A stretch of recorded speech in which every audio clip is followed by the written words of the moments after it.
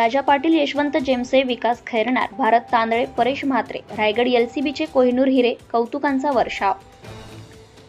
काही बुरटे पत्रकार व फसवे खंडणीखोर लोक हे पोलीस दलाला बदनाम करत असल्याचं दिसून येते। स्थानिक गुन्हे अन्वेषण शाखा रायगडचे जिल्हाभरात व कोकण रेंजमध्ये काम अतिशय चांगले आहे।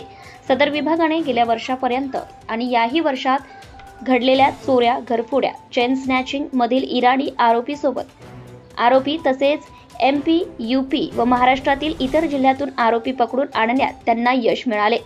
आतापर्यंत घडलेले सर्वच खून, सदरातील गुन्हे, NDPS अंतर्गत येणारे गुन्हे तसेच अवैध शस्त्रे यांची वाहतूक करताना पकडण्यात आलेली गुन्हेगार व निवडणुकीच्या काळात केलेल्या प्रतिबंधक कारवाया व बोगस कारखाने यांची वरिष्ठांच्या मार्गदर्शनाखाली वेळोवेळी क्लिष्ट घटना व गुन्हे उघडकीस आणून वाहवा मिळवलेली आहे। आजतागायत केलेल्या सर्वोत्तम कामगिरीबद्दल शासन स्तरावर वरिष्ठांकडून व वृत्तसंस्थांकडून वेळोवेळी दखल घेऊन अभिनंदन करण्यात आले। यामुळे अधिकारी, कर्मचारी यांचे विभागाचे काम करण्याची ऊर्जा प्रचंड वाढली आहे।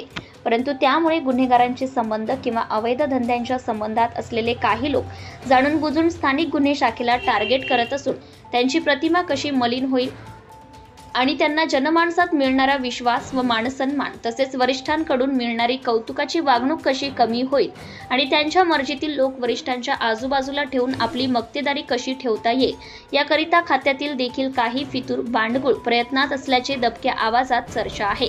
त्या अनुषंगाने विशिष्ट लोकांना इलेक्ट्रॉनिक मीडियाचा गैरवापर करून त्यांच्या फोटोसहित नावाने प्रसिद्ध करीत आहे व इतर बांडगुळांकडून चिरीमिरी घेऊन त्यांना पडद्याआड ठेवण्याचं काम करीत आहे।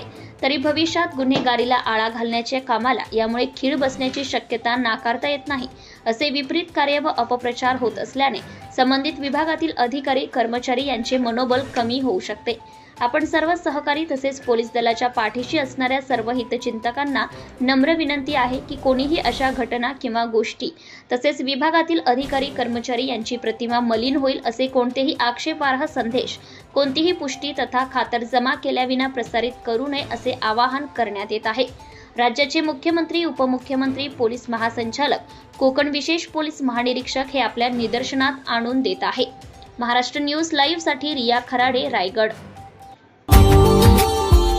Subscribe now and press the bell icon. Never miss an update.